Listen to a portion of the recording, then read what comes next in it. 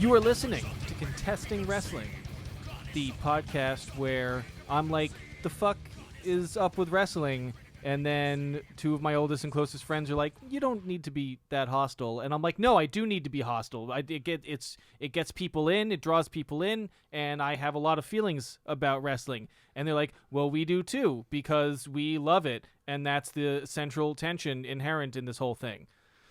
I'm Dr. Ben Abelson. I'm a professor of philosophy at Mercy College, and I am hostilely reacting to Evan's hostility. And my name is Doc Diamondfire. I've been involved in professional wrestling for over 10 years. I do ring announcing, commentary, wrestling, a little bit of everything.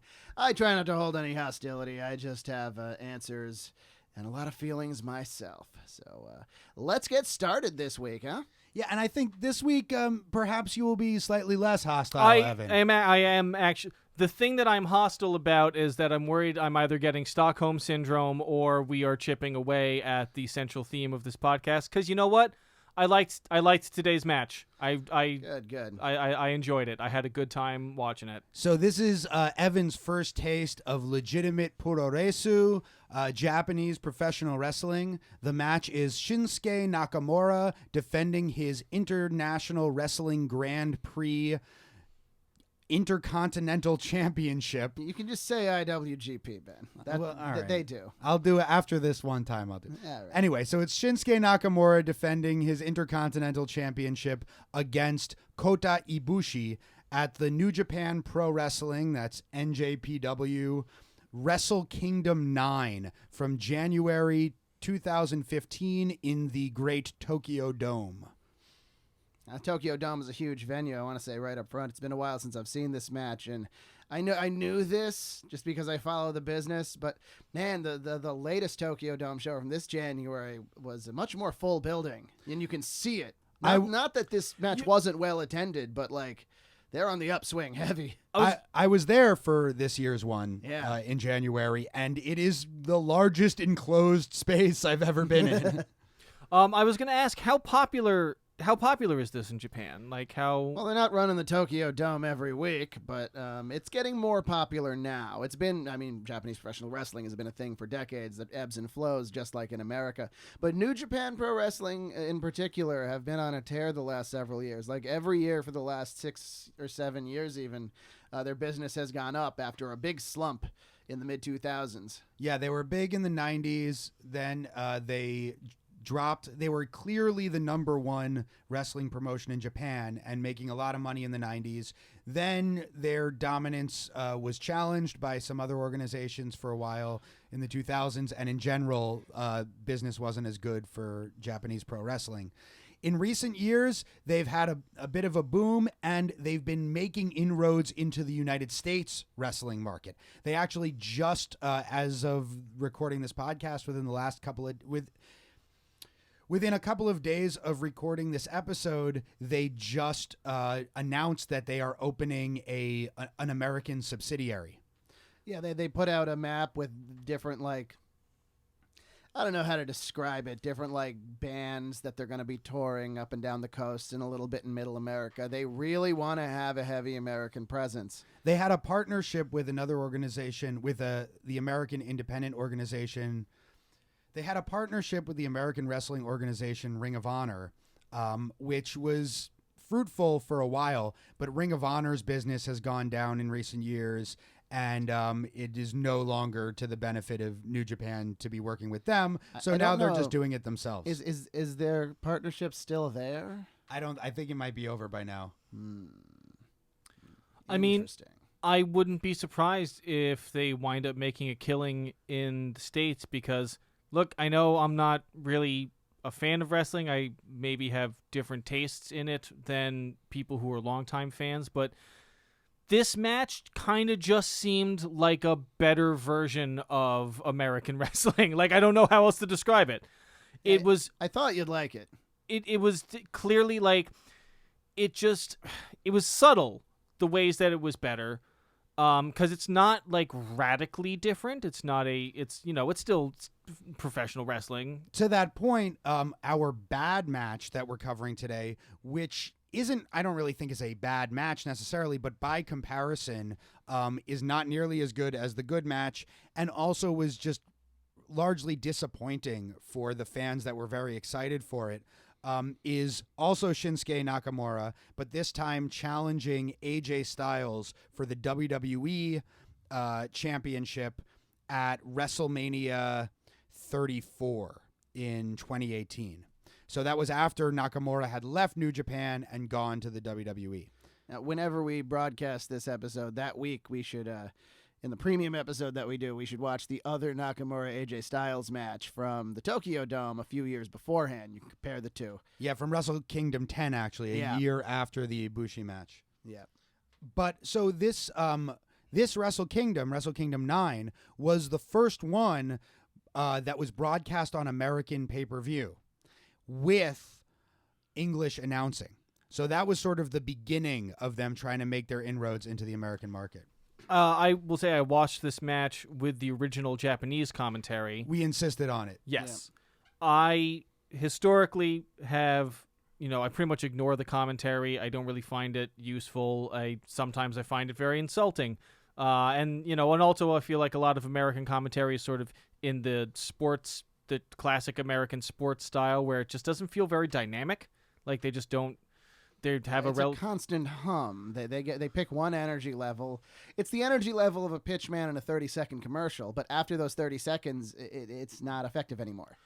Watching it with the Japanese commentary and not understanding it, I found it to be so much more emotive, so much more. Did such a fantastic job of capturing the action happening, and it's just because.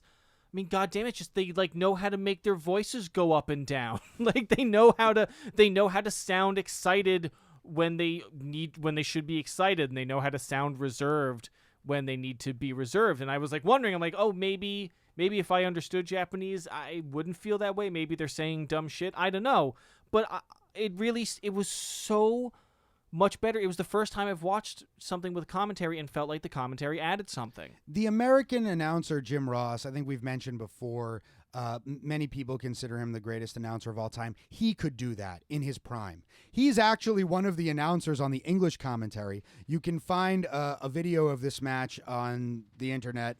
I think it's posted on Daily Motion with the English commentary. And in preparation for this episode, I watched it with English commentary just to see if they mentioned any details, any context that would be helpful for this discussion. But yeah, we insisted that Evan watch it with the Japanese commentary because I personally, with the exception of this time, always watch Japanese wrestling with Japanese commentary because it is way better. It's they're more exciting. They raise to an incredible pitch of intensity along with the wrestling, and that's part of also what makes the Japanese wrestling so good. And honestly, I just thought of this, but I've never ever watched a Japanese soccer match because I don't generally watch soccer or something. But I do know from years of working jobs with people from countries that care about soccer that soccer commentary kind of tends to be like that. Tends to be a lot more intense and fast and even the Spanish soccer commentary is pretty intense. Real sports commentary will ebb and flow like that. The announcers will get really excited, but only when really excited stuff is happening, as opposed to a lot of American wrestling announcers who are that excited the whole time. When the Nakamura versus AJ Styles match, they didn't touch each other, and one of the commentators already said, "We're about to see a classic." It's like, let it be a classic. It wasn't. Don't tell me it's a classic. Yeah. That's American commentators are just constantly telling you what to think and how to feel about the match. Corey Graves, one of the SmackDown announcers, really ruined this great match between Rey Mysterio and Andrade Cien Almas on SmackDown about a year or so ago, because we all were excited to see it because we knew those two guys would have a great match. They had a great match, but the entire match he's telling us what a classic it is and how amazing it is, and that takes away from it. Yeah. So one other thing I wanted to mention actually on the audio side of things is not only the announcers have this dynamic range, but a lot of people say that the Japanese crowds are quiet, that they don't respond, which if you watch this match is obviously not true. They're quiet at the beginning of the match. They're paying attention. And there's stuff to hold their attention. And like, yeah, they're letting it happen and develop, and then like, oh, if something happens that it's exciting, I will react at that time. The Right. match begins, and Ibushi and Nakamura square off like kickboxers, and they're both there with their arms up in defensive position and one leg in front of them in defensive position, and you see the smallest movements of their limbs, and you're supposed to think, all right, when is one going to throw a punch? And they both throw a couple punches and dodge it, and in order to see the nuance of that, you got to be paying attention. And what was incredible about that is we talk a lot about the idea that wrestlers should express their character through their physicality. Yeah. And holy shit, this opening, like, first off, it's just the best, especially are good, huh? Nakamura's entrances are the greatest entrances I've ever seen. As Jim Ross does point out on commentary, but it's obvious to anyone who knows the history of rock and pop music, Nakamura is very influenced by guys like Freddie Mercury and Michael Jackson. He's got this cool, flamboyant swagger to him, amazing costume, amazing music.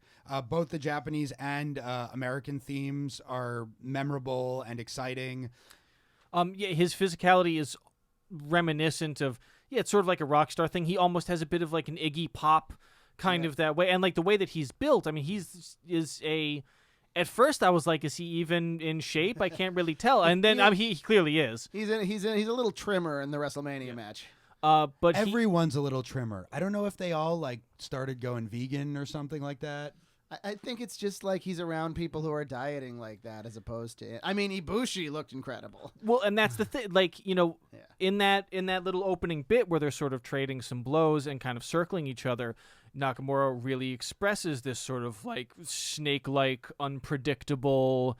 Like I said, like he really reminded me of when I saw Iggy Pop, and then Ibushi is completely different, has a completely different style, completely different character. As much as like he's a little bulkier. He looks stronger. He looks larger than Nakamura. He is a more commanding presence, which is strange because Ibushi had actually just moved to the heavyweight division recently. In 2013, he had an earlier match with Nakamura that was the Tokyo Sports newspaper voted it the match of the year. But at this point, he had just committed to joining the heavyweights full time. The junior heavyweights are 220 pounds and below. So he had put on some extra muscle for it, and to the point where he was actually bigger than Nakamura. Yeah, occasionally in Japan, like they're a lot more strict about these weight things, these weight limits in Japan. But if a junior heavyweight is really extraordinary, they will let them go to heavyweight if they haven't gained the weight. And sometimes they'll just they won't even put on muscle. They'll just get a big gut and be like, I'm a heavyweight now. And everyone in Japan who was used to seeing sumo wrestling, I might add, they're like, okay, you're a heavyweight now. Cool. Ibushi, on the other hand, might be the most well-formed like male athlete or any athlete I've ever seen. Granite. JBL often says of Randy Orton that if you built a sports entertainer from the ground up, you were able to like engineer them the way you wanted to, they'd look like Randy Orton. Well, for me, they'd look like and wrestle like Kota Ibushi.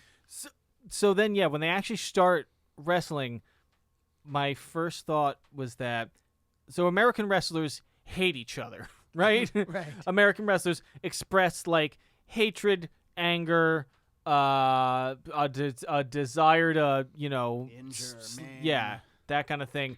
And these guys, you could really tell they did not respect each other. Yeah. Like there was so much between the slapping, between later on there was some amazing casual head stomping from Ibushi.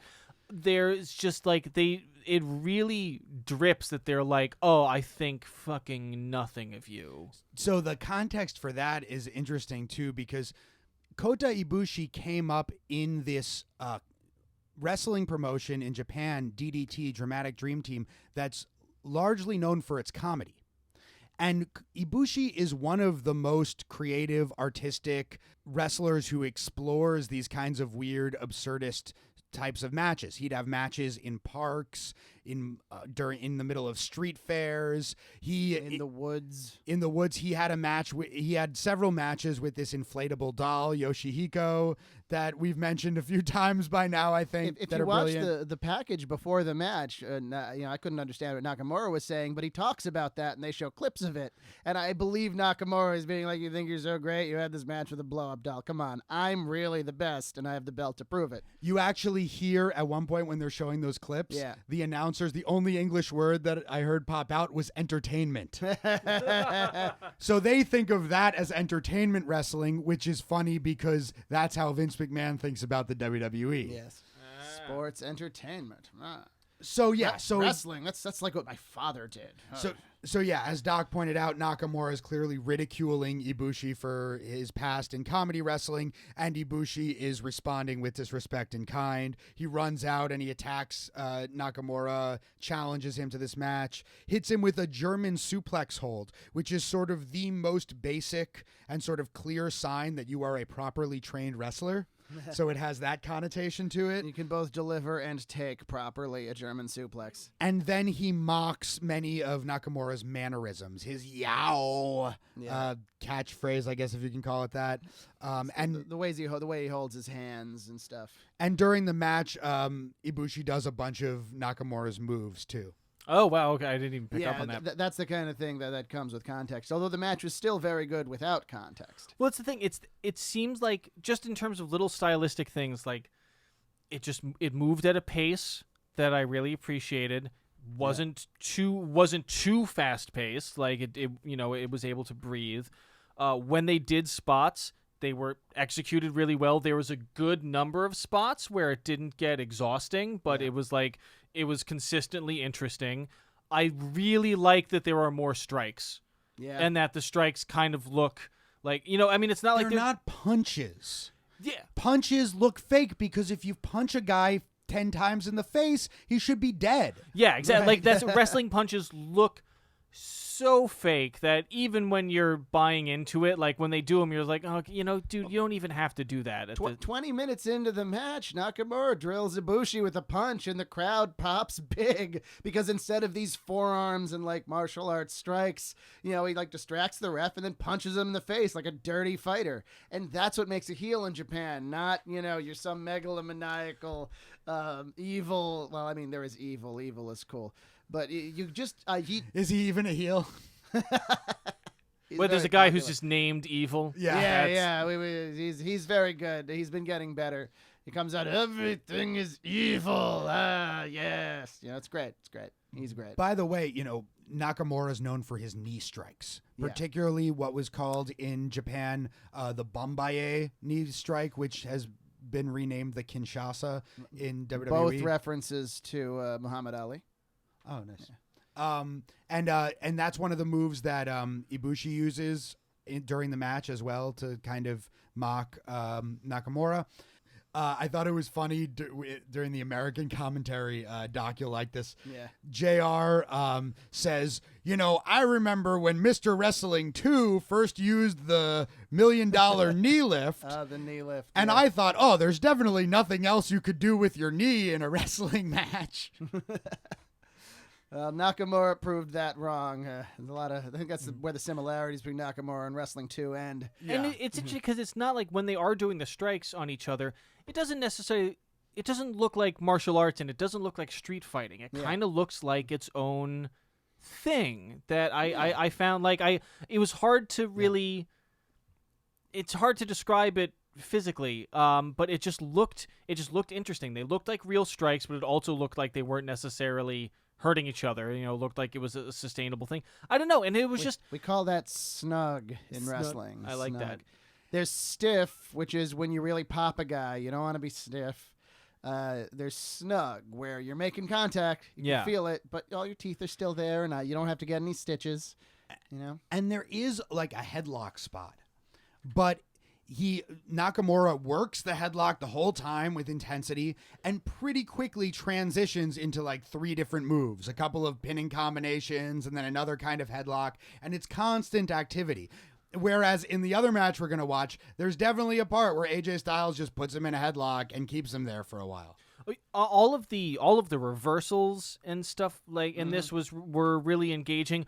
More of them happened in the air, but it wasn't. But what was really interesting was that it did not read to me like a high flying match. Like, it did not read to me as I've seen matches like, Eddie Ray definitely was one where like they're like jumping around, flipping around more. Even though this did have those aerial moves, and especially they did a bunch of amazing like holds where they sort of switched in the air. Ibushi especially is much more the high flying wrestler than Nakamura. But it still felt like, I don't know, it felt grounded. It felt, it's hard to describe exactly what it was. It was a lot of little things, a lot of little differences that all added up to something that I found to be so much more engaging. It looks more believable, and if you're trying to put it against like an MMA fight, you can find a million problems with it. But it just looks more believable. It looks less fake. It looks tighter in its own universe. They're not flipping just for the sake of flipping. Yeah. Ibushi does a crazy dive because he needs to put his body on the line. He's desperate to attack Nakamura, and that's the best way, the most effective way to do it in that moment. And this goes back to the respect thing you were talking about. The point of the match isn't that they're finally able to fight. The point of the match is Shinsuke Nakamura has a championship belt, and in order to humble him, Kota Ibushi would like to defeat him in wrestling to take that away from him. By the way, there was an especially innovative spot in that match. It was the first time Ibushi had ever done it, and it's freaking insane.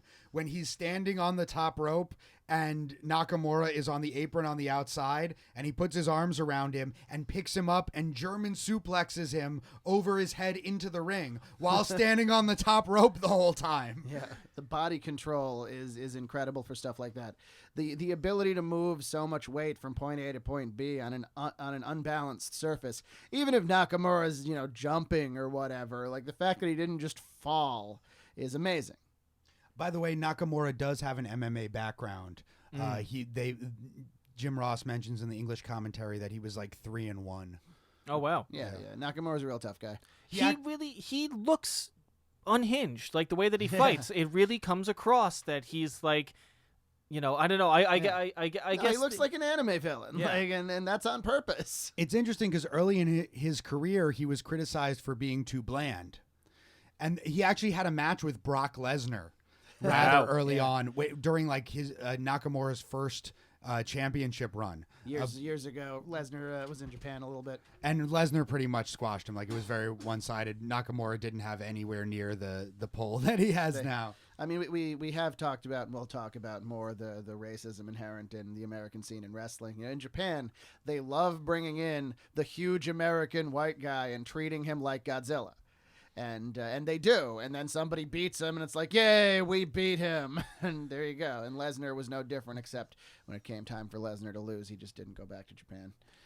Speaking of racism, I mean, we're going to come back and talk about the good match, but there was the quote-unquote bad match. Right. At least the ending blew my mind with how fucking racist it was for a match that happened in 2018. So I was actually thinking about this episode to some degree as an update on a previous episode that we did. So we did Joe versus Kobashi and contrasted that with the kind of thing that was happening in WWE at the time with Japanese wrestlers, which was the Kenzo Suzuki versus Billy Gunn match, which was just like ridiculously racist and horrible and not in any way showcasing what's great about Japanese wrestling and certainly not Japanese culture. But this, the AJ Styles Nakamura match in some ways is a step up. In 15 years, they kind of came a little bit farther. It's not quite as egregious, but it's definitely still like it's a sour note. Well, up until that ending moment, where it seemed to feel really racist. I had a very unusual experience of this match where I was watching it, and it occurred to me about halfway through, oh wait, this match is actually pretty good, and I just don't care and am bored and am hating it. I wonder what that is. That's how I feel about most Seth Rollins matches. I mean, that's really the problem with WWE a lot these days is like everyone's technically pretty good. they just don't know how to really be engaging. That's why we keep saying, like, Roman Reigns doesn't suck. They don't know how to emphasize his strengths and hide his weaknesses, which for a long time has been one of the main keys of having a good pro wrestling program, because not everybody can do anything. But if somebody can do a few things really well, you can complement that. The reason that I found myself bored and not caring about this match and hating it, I mean, sure, they were maybe not using Nakamura quite as well. It felt like he wasn't as expressive. His entrance was pretty good, though. With Nita Strauss, Nita Strauss, tearing it up. That was no, like I said, Yeah. these two entrances for Nakamura are the two best entrances I have seen yet. In And wrestling. his WWE theme is and has been my ringtone for like several years now. It's great. When he turned heel, he kept the same tune, except they add an electric guitar and a guy rapping in Japanese. So which is great. So the crowd couldn't sing along to it as well. But the thing that I think was bad about it was the goddamn commentary, man. Right. It's so dry. It's so flat. It's three guys saying dumb things in a monotone voice, and often they would it seemed like the match was muted.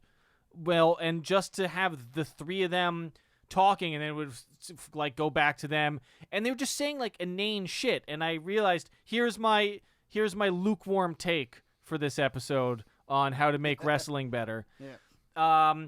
Is that, I was like, well, looking at the difference between what was great about the Japanese commentary and what was terrible about the English commentary, the dynamics, the sound of it. I think wrestling should abandon the appearance of being a sport, drop the commentators, and have live scoring like a silent film. Doesn't necessarily have to be old-timey music per se, but in like an orchestra pit on one side of the ring, maybe. I mean, it could just be like a piano player and a violin, or it could be like a guitarist. I don't know. I'm still working this out exactly how it would work, but I feel like something that's more expressive than just guys like saying what's happening. I don't know. Hey, indie promotions, if you want your style of wrestling to have a fresh artistic take, maybe experiment with some live scoring. I mean, you're not making any money anyway. You might as well do it. It Try might work. something different. Improvising musicians will work for cheap. Yeah. Speaking of commentary, Not as cheap as half the wrestlers you're hiring. No. One day we're going to rise up. I wanted to mention one other thing that JR says during the English commentary on the Nakamura Ibushi match. He takes like a nice dig at WWE booking. He's mentioning the Intercontinental Championship and how Nakamura had raised the profile of the IWGP Intercontinental Championship to the point where it rivaled their World Championship in importance. Whereas its origin was an American mid-carder MVP won it in a tournament in Philadelphia. and Nakamura had really raised its profile. And JR says, yeah, why would you want to fight for a championship that isn't as respected as the other championships? Like, what does that even mean? And the way that the mid-card championships or the championships besides the top ones are booked in WWE is like, oh yeah, that guy's obviously going to lose to the world champion. It's not just that it's a different division. It's no, they're worse. So then what the fuck is the point? A lot of the times they'll give somebody one of the secondary titles and then they'll lose to a lot of people in non-title matches. And it doesn't make anybody look any better. Also, I think we should finish up with the good Yeah, match. sure. Just two more points on that. One, you're talking about music. In the past, on a mini-sode, we talked about the analogy between wrestling promotions and new metal bands, or let's just open it up to metal bands in general. So if WWE, or at least at one time, was Limp Bizkit, and NXT is Slipknot, New Japan, at their best, is fucking Opeth. They're, skilled, dynamic, interesting, but still being intense, still conveying emotion, being progressive without being cheesy. Progressive not in the political sense, but in the sense that progressive rock or progressive metal is progressive. Progressive art in general. Yeah. But I mean, also more progressive in the political sense than American wrestling. Did New Japan master a particular form of wrestling, then change styles dramatically, and it took them a couple years to figure out, but once it changed, once they figured it out, it was amazing? Kinda. Well, sort of. They kind of had to change to another style because trying to be worked mixed martial arts didn't work at all, which is why they had a big slump in the mid 2000s. Also, they're like what they were known for in the 90s, at least their heavyweight style. Their junior heavyweight style was where you saw guys like Eddie Guerrero and Rey Mysterio, but their heavyweights were kind of slow and plodding, actually, and not nearly as good as, say, the All Japan Pro Wrestling heavyweights like Kenta Kobashi. It was only in recent years where they started incorporating a little bit of American style storylines and Well, they invented the Bullet Club. inventing the Bullet Club, and also to some degree merging the heavyweight and junior heavyweight styles so that you had more athleticism and stuff like that on the heavyweight level that you saw before. So yeah, kind of. Yeah, the Bullet Club was such a great idea. Like, you know how I said like Nakamura was the heel because he was playing a little bit dirty to win, which is very different than American heels who were just jerks to everyone. Well, they decided to start a stable of guys who they weren't all American, but most of them just weren't Japanese, and they were like, "We'll just make them an American-style heel group. They'll cheat to win all their matches and interfere." And it was absolutely dynamite. The crowds didn't know what to make of them. They hated them so much. They still exist. They've had like flows up and down. Now they're a big part. They were one of the things that captured the imagination of Americans when New Japan first started really appealing to Western audiences. And they were the genesis of what is now AEW. Yeah. Because a bunch of wrestlers went to Japan, joined the Bullet Club, were wrestling both in New Japan and Ring of Honor in the Bullet Club, and then a few of those wrestlers kind of came to the top of the Bullet Club and rebranded themselves as the Elite, and then left New Japan and Ring of Honor and started their own promotion, All Elite Wrestling. Now, New Japan was, it was a blow to them to lose so many really good wrestlers, but they have so many people coming up, and they have a lot of great talent. Ring of Honor, on the other hand, it was most of the top of their card, and they have not done a very good job of making new stars. They were having that problem already. Yeah. And then they used New Japan as a crutch, basically, for years, and now that's gone. You think that being owned by a comedically villainous media conglomerate would be a boon in some capacity, but I guess it's not working out for them. Well, they haven't gone out of business. They can lose money as long as because they provide a TV program that they can broadcast, which is valuable, like just purely in the business sense. That's valuable even if you're losing money, because then it's product you can put forward to fill your TV time and then sell time to advertisers, et cetera, et cetera. So last thing about this match, the finishing sequence is super excited. You get the top rope Bambaye.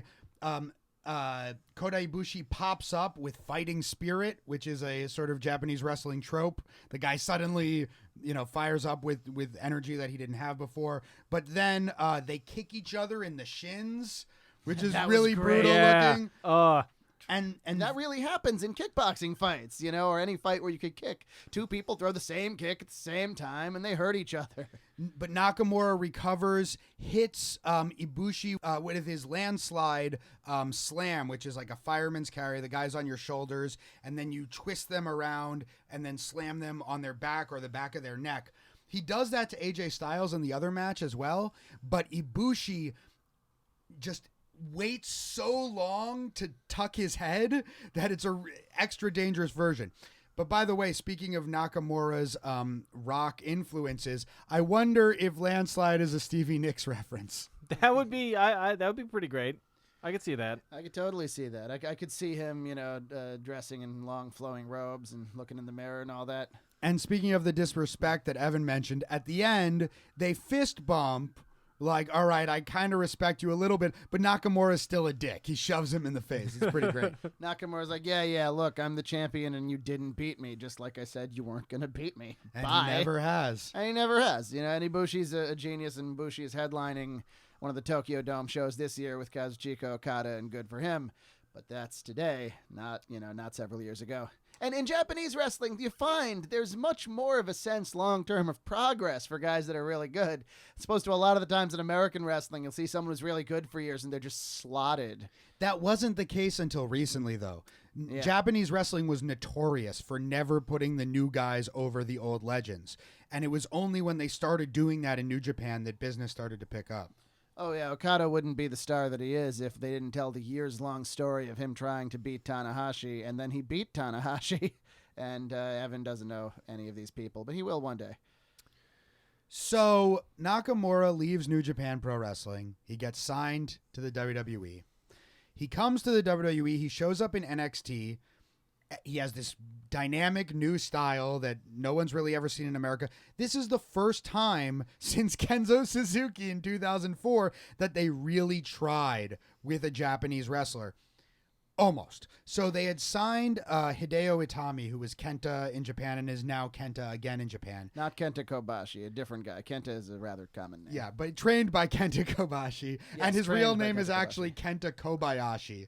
So it's a bit confusing. But anyway, injuries made it so that Hideo Itami didn't really get as far as he should have. Yeah, every time the ball started rolling with him, and it did start rolling a few times, he'd tear something else, or, he busted his orbital bone open and he needed face surgery. Like, he had a lot of bad luck in America. Then they brought in Asuka, a female wrestler who is amazing and one of my favorite wrestlers in the world. And she caught fire in NXT and is doing really well.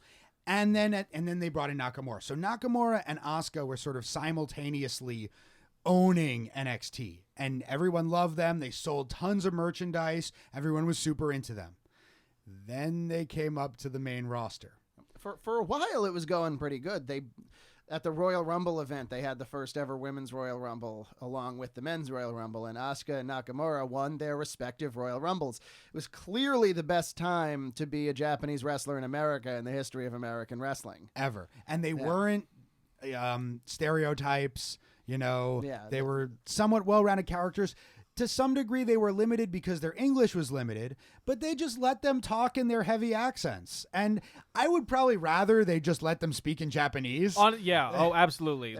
They're doing that now with Nakamura. They paired him up with Sami Zayn to speak English for him. And they even went, and WWE rarely does this, they went so far to explain it. They had one of the interview guys go up and be like, Shin, we know you can speak English. Why aren't you talking? And he just doesn't talk. And Sami Zayn is like, he's not going to lower himself to speak your language. It's like, all right. Okay. But I also, unfortunately, a few months even before the Royal Rumble, they put Nakamura in a match with John Cena. And he beat John Cena. And it was like, oh, wow, they're putting him over John Cena. But during the match, he kind of dropped Cena on his head at some point. And Cena was fine, but I think it scared the company and maybe Nakamura himself to the point where he took way fewer risks and was much lighter with his opponents after that match. And I think part of that plays into why this WrestleMania match wasn't as good as it could have been, is he was holding back a little bit. But anyway, so he and Asuka win their respective Royal Rumbles, both go to WrestleMania to have their title matches, and then both lose. And not only lose, but the end of this match, it really engages in... So historically, you've explained that Japanese characters in American wrestling were presented as sneaky, were presented as, just all of the awful stereotypes that Americans have about Japanese people. They stabbed us in the back in Pearl Harbor, specifically. Yeah, like it's like that. Well into the 80s, they were still working with the Bugs Bunny cartoon version of Japanese people. If for our younger listeners, if you don't know what that's a reference to, go on YouTube and look at the kind of cartoons that we used to make in this country. So what exactly does he do?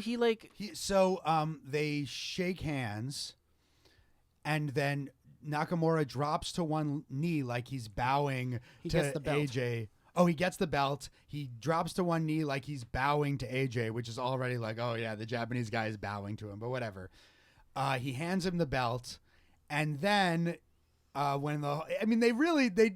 get the timing of it right, where the crowd is like, oh, okay, respect, respect, respect. And then he just raises his arm into AJ Styles' nether regions. his balls. It's It a looks- low blow. It looks painful. It does look Yeah. painful. And gets this like delighted look on his face, like he just fucking came, in his pants when he did it. And So they go on to wrestle several more times over the next several months, and the big move in all the matches is them just hitting each other in the balls.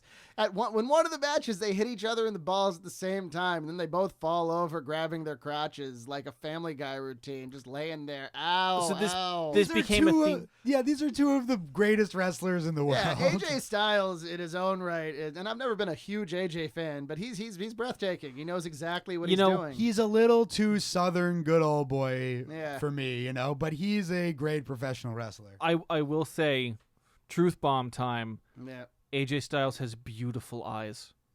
Yes. Like they are like these piercing blue. They look like they're glowing. Like it looks like his whole like inner the inside of his eyelids are like glowing with a soft, calming blue light. And with the conviction that the Earth is in fact a flat disc. No, wait, is he? No way. He mentioned that like once, and everyone jumped down his throat, and he was like, "Come on." He didn't deny it though. He No, he said didn't something deny like, it. "Well, I have questions." Look, I'm just asking questions. Okay, Yeah. is it flat? Is it oblong?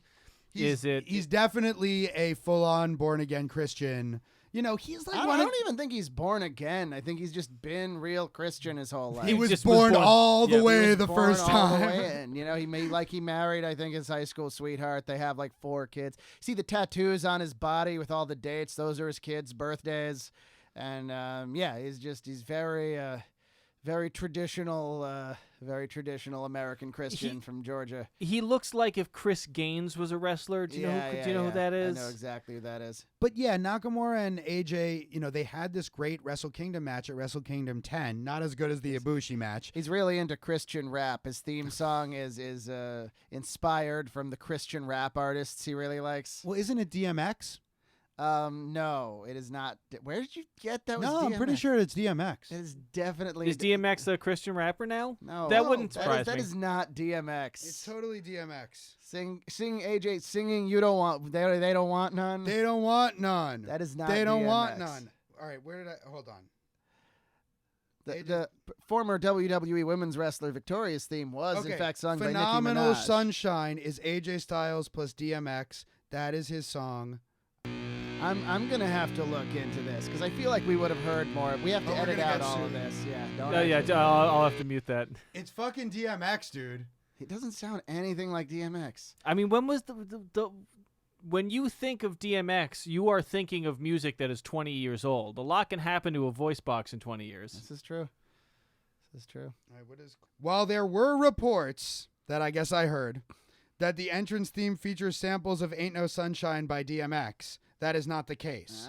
Some CFO money WWE themes are designed to somewhat sound like existing songs from known artists. Yes, so yes, it of is course. meant to sound like DMX. All right. That's actually a way that you can get a job as a musician is Yeah. making songs for TV and other things that sound almost like songs that are popular, So, but like- that is a way bigger industry than you would think. WCW did that all the time. There's Oh, like yeah. a fake Smells Like Teen Spirit and a fake Even Flow. So and my stuff. favorite thing about that is that like they went over for the fake Smells Like Teen Spirit, which is Diamond Dallas Page's theme song. They went over with the lawyer as close as they possibly could get to it without it actually being it. And when they re-released all of the stuff he was in on the WWE network, they had determined that it was too close, and they recorded another Smells Like Teen Spirit ripoff that's further off for him to come out to for everything. And I'm just amused at stuff like that. There was a song that was really popular kind of recently that was in like every movie trailer or something. I can't remember what it was called. It's that band Portugal the Man, which is a terrible name for a band. Yeah. And it's you'd know it in a oh, did you hear a song that you were like, wait, is this Mr. Postman? But they fucked it up, and it was in every movie. I don't know. It was so know. close to Mr. Postman that they needed to get lawyers involved to make sure it was okay. To which I want to be like, just fucking write another song, man. Like, I'm all for stealing because if you're a musician, you have to steal. That's Especially how. in today's world where everything that's ever been conceived of is recorded. But there's a line of like what is acceptable and what is not. Or like there's a line between like, you know, being strongly influenced by something and just like straight up stealing the hook from Mr. Postman. We're getting off track. Yeah, there were two really cool moments in this match. I thought, well, at least two. There are a few. There's they do have kind of a cool strike exchange, somewhat reminiscent of the Ibushi Nakamura match, where Nakamura does a roll and AJ catches him with a knee strike really quick. The finish is great. The reversal of the Kinshasa into the Styles Clash. Yeah. There are lots of great moments in the match, but it just does not have that intensity of the Ibushi match. There are long, slow stretches that where part of the problem is those stretches are designed, as we've talked about in previous episodes, to get the crowd behind the babyface. But the crowd wasn't really behind Nakamura, so it didn't really make sense to have those parts of the match. It always blows my mind in wrestling when they have like the instant replay thing where, you know, like the not the instant replay, but you know, when they're like, usually when they're in a hold. Yeah. And they need to have a bit that's like, hey, remember 5 minutes ago when this match was interesting? Let's revisit that while these guys are in a hold not doing anything. And that seems to me like a bad sign. Because I'm like, I get why it happens in sports. Because they'll take, there's a play and then there's a period of time where nobody's doing anything. And they're like, hey, you at home, let's watch 5 minutes ago when stuff was happening. But in a wrestling match, shouldn't that not be happening? I mean, I could see a limited amount of instant replay, but it has to be real quick. And if the match is good enough, you wouldn't want to do it in the middle of the match unless something really spectacular happens. I mean, some of it, the ebb and flow of a wrestling match, if you do something really spectacular, you do want to follow it up with a certain amount, depending on the match, if nothing, to let the crowd in-house process what just happened. You don't want to hit the next move while the crowd is still cheering the previous move because it takes the edge off the first one. Plus, every move takes a toll on your body. And if you're constantly putting your body through the toll of moves when you can do the same thing in half that time, half that many moves, rather. Not to mention, you want to sell. You want to, like, it's like the move hurt. Right. And you're laying there for a while because it hurt before you get to the next move. I hate it when, like, this is a criticism of a lot of AEW's matches, particularly involving the Young Bucks and the Lucha Brothers, who are great in their own way, but sometimes they just don't sell at all, even when it's like a DDT off a ladder. They just bounce up and get into the next spot. And it's like, that just looks like bullshit. That's why people in wrestling specifically have the phrase, it's not ballet. Because ballet is actually very similar to professional wrestling, and the physical toll that ballet takes on ballerinas is also very heavy, especially on their feet and ankles. But in ballet, you're doing a series of choreographed moves for the sake of the beauty of the moves. In wrestling, you're doing a series of choreographed moves for the purpose of putting on a show that looks like a fight or a sport. It's a difference. You're not just showcasing your moves. Yeah, people don't realize also when you go see ballet, like, they are really hitting each other. Like, they are not making any sort of an effort. When they're throwing each other around, they are very deliberately trying to hurt each other. They're not slapping their thigh or nothing. Like, ballet is hardcore. The ballerina has to catch herself and land because the guy who fucking threw her is trying to drop her on her head. Yeah, that people don't realize hit that. The lights with her. Yeah. That's why there's such an insane death count for We know a lot about ballet here. Yeah, for sure. Absolutely. We are authorities. I did take one ballet class when I was like 5 or 6. It didn't take. My parents took me to a lot of ballets, and I enjoyed them as a child. Oh, they're great. And it's, fucking watching people. I mean, talk about watching people who are in amazing physical shape do impossible seeming things. That's what people have been watching ballerinas do that for much longer. To the chagrin of my parents, probably bringing me to ballets in some way primed me for enjoying professional wrestling. I took 3 tap classes when I was a kid, and then after the third one, I threw up everywhere, and that was the end of my dance career. So Unlike what Corey Graves says at the end of this match, which is, oh, people wondered if this match would live up to the hype. Well, it did 1,000%. This match was a disappointment. The people who had seen the Nakamura AJ Styles match from Wrestle Kingdom expected that. They expected that Japanese style of super intense, awesome match. And even the people who hadn't seen it had heard that they had had this great match. This was the first ever match to be on both Wrestle Kingdom and WrestleMania. Wow. So there was a lot behind it. It was the first time they were running with a Japanese wrestler really ever on that level. And it was good, but it wasn't the incredible show. Actually, Asuka's match at Mania against Charlotte for the women's championship was much better. That was probably the best match on WrestleMania that year. But neither of the Japanese wrestlers won, and then they were both demoted to the mid-card pretty soon after that. I mean, Nakamura had several more rounds with the champion, but yeah, that was like they had told his story and they moved him back. He's such a fucking performer. Like, He really how do is. you not use that right? He hasn't won the world title yet. Asuka did eventually for a little while. Yeah, and she's then one they of the kinda women's forgot about tag her. team champions now. It's a division they're trying to build. And Nakamura is the Intercontinental Champion. Right. So they've been building him back up. He's been a heel this whole time since that nut shot. Yeah. And just now, part of the thing is, I think, when he got to NXT, he worked really hard with Triple H on adapting his style for the WWE. And at first that worked because they put it into a certain framework, a kind of pattern for him to fit his moves into. And that worked for a while because it was still unique. We still hadn't seen anything like him before. But eventually it just got kind of gimmicky and formulaic. And only now is he starting to learn how to work within the formula to produce a compelling WWE style match. And he's had recent matches with people like Seth Rollins and there was another one. I don't know. He wrestled Roman Reigns on SmackDown. Yeah, he's going to have a program with Daniel Bryan, which I'm really excited If for. he can't have a good match with Daniel Bryan in the WWE, it's over. Because Daniel Bryan figured out the style because he's actually the greatest wrestler in the world and knows how to, for all the crap we give Brock Lesnar, I really want you to see the Daniel Bryan-Brock Lesnar match. I'm Yeah. in. I mean, that one Daniel Bryan match I saw, I really enjoyed Daniel Bryan.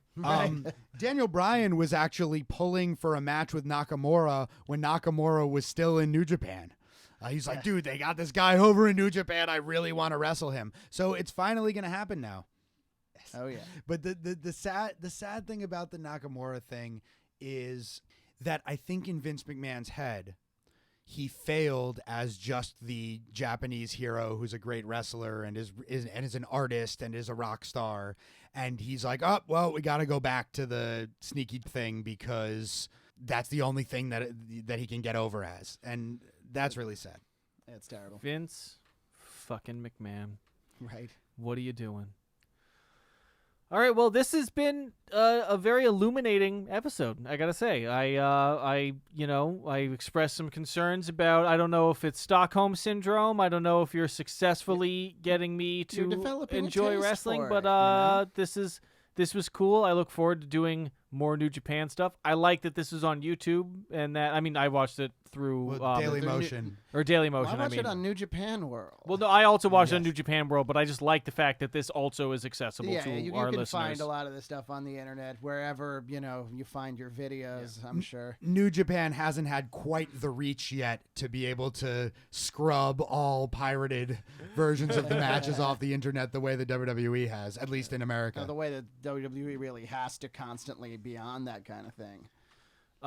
But so if you enjoyed this, you want to hear more episodes and you've made your way through the main feed, you should check us out on Patreon and give us some. If you give us $1, you can get a couple episodes in advance. If you give us $5, you get access to our backlog of premium episodes.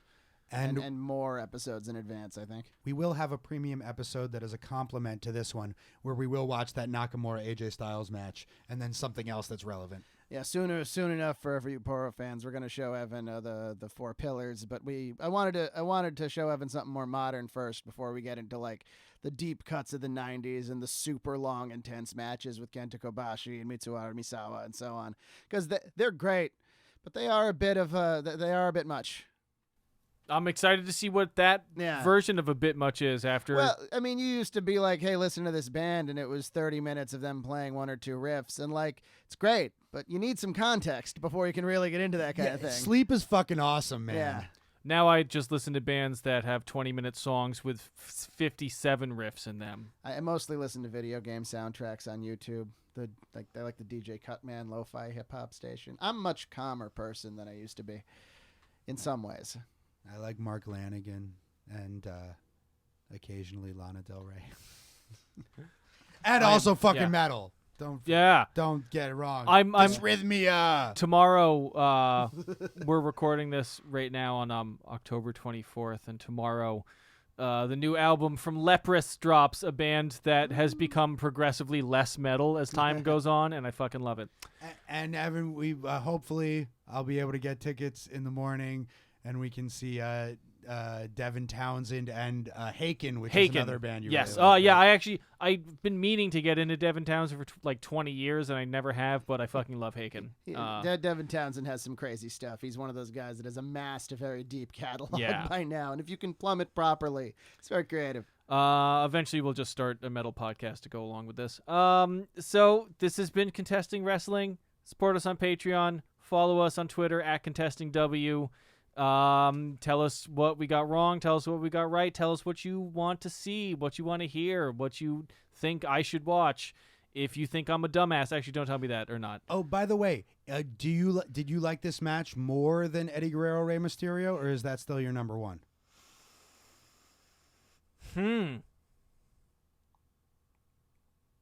I think I liked Eddie Ray more. I do think I still liked Eddie Ray more than this. That's fair. So the challenge is still open, people. Challenge is still open. Try to recommend a match that you think Evan will like more than Eddie Guerrero Rey Mysterio. You can also try to recommend a match that Evan will despise more than Doink Dink Wink and Pink versus Jerry Lawler, Queasy, Sleazy, and Cheesy from Survivor Series 94. Every time you recite all the names, I die a little bit inside. It's really Those are amazing. all the names. Yeah. The veteran of the mat game, Cheesy. Yeah, we'll say for frame of reference, I would say my favorite matches thus far has been Eddie Ray. This match is easily the second, the number two, and then was probably kind of a big drop off. Sean Vince? Yeah, then I guess Sean Vince, or maybe Sean Angle, maybe? Actually, I think the Screwjob match has been my favorite Yeah, Sean Brett and match Sean. so There far. you go. But there's a lot, everything. That's almost like a whole other category for me, the Shawn Michaels. Because that's You just, like Shawn Michaels in a completely different way. That's He's fantastic. Alrighty. This has been Contesting Wrestling. Thank you so much. We love you.